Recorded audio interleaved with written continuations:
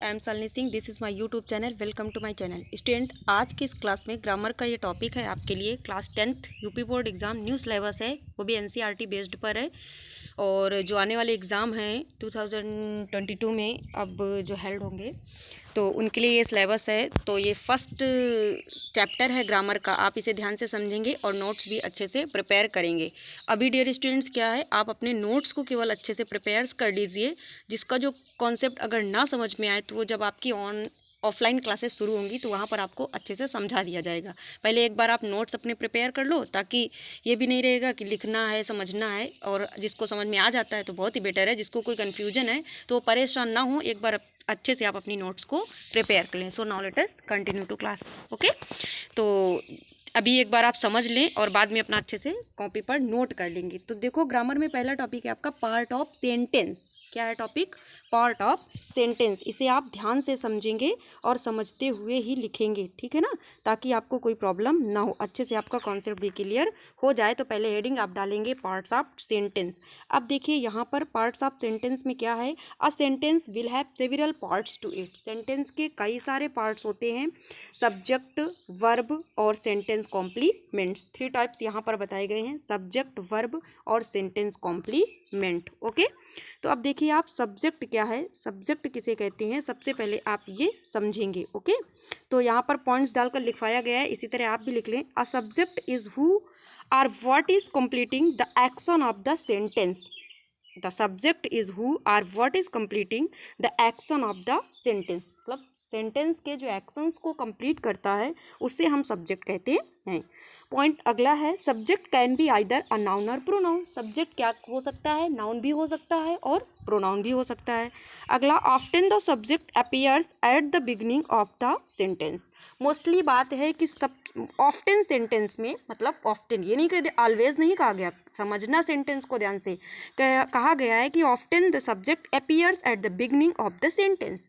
ज़्यादातर जो सब्जेक्ट होता है वो सेंटेंस के बिगनिंग में ही लगा होता है। ओके डियर स्टूडेंट्स, तो इस स्लाइड में आपको 3 पॉइंट समझाए गए हैं। ये तीनों पॉइंट्स आपको अपनी फेयर कॉपी पर अच्छे से नोट्स कर लेना है। ओके, नेक्स्ट देखिए क्या है, वर्ब लिखा है। Verb can show action either mental और फिजिकल। जो वर्ब होती है वो एक्शन शो करती है, वो एक्शन चाहे मेंटल हो हमारा अथवा फिजिकल। मेंटल और फिजिकल आप समझते हो ना, मेंटल मतलब मानसिक और फिजिकल मतलब शारीरिक। ओके, नेक्स्ट पॉइंट है, the verb can also show state of being. Verb ये भी दिखाती है कि किसी व्यक्ति का ये कार्य का होना पाया जा रहा है, मतलब वो व्यक्ति वहाँ पर कुछ करते हुए पाया जा रहा है। ओके, नेक्स्ट देखिए, एक्शंस ऑफ वर्ब। जैसे यहाँ पर हमने डिस्ट्रीब्यूट करके बता दिया है ताकि आप कंफ्यूज ना हो कि मेंटल एक्शन कौन से, फिजिकल एक्शन कौन से हैं। तो टाइप्स ऑफ मेंटल एक्शंस में दिया हो, जैसे to think, to feel, to dream, to believe, to remember, to understands, ये सब मेंटल एक्शंस हैं। और टाइप्स ऑफ फिजिकल एक्शंस में टू सिंग, जो हम बॉडी से अपनी करते हैं, डांस करते हैं, प्ले करते हैं, वर्क करते हैं, जगल करते हैं, बहुत सारे वर्क हैं, तो हमारे मेंटल और फिजिकल एक्शंस के अंतर्गत आते हैं। ओके, नेक्स्ट देखिए, एक्शन ऑफ लिंकिंग वर्ब्स। जो लिंकिंग वर्ब्स है उसे हम कैसे जानेंगे, उसके क्या कार्य होंगे। तो since some verbs can be used as either type of verb, कुछ वर्ब को हम टाइप ऑफ वर्ब के रूप में जानते हैं।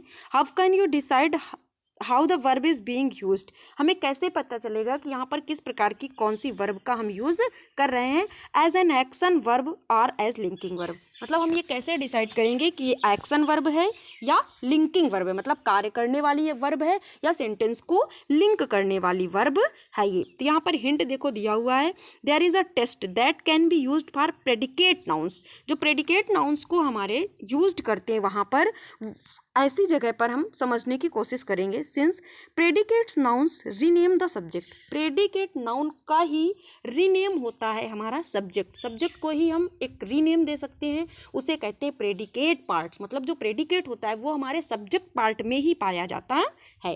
They can be interchange with the subject, क्योंकि प्रेडिकेट पार्ट्स को हम सब्जेक्ट के साथ में इंटरचेंज कर देते हैं। एंड द सेंटेंस स्टे से द सेम थिंग, और सेंटेंस वही रहेगा, सेंटेंस वही रहेगा, उसे चाहे हम सब्जेक्ट के नाम से इंडिकेट करें या प्रेडिकेट पार्ट्स के नाम से इंडिकेट करें, उसके अर्थ में किसी भी तरह का कोई चेंजमेंट नहीं होने वाला है। जैसे देखो यहाँ पर एक इन्होंने सेंटेंस समझाया, Mister Price is our principal. क्या बताया, Mister Price is our principal, मतलब मिस्टर प्राइस हमारे प्रिंसिपल हैं।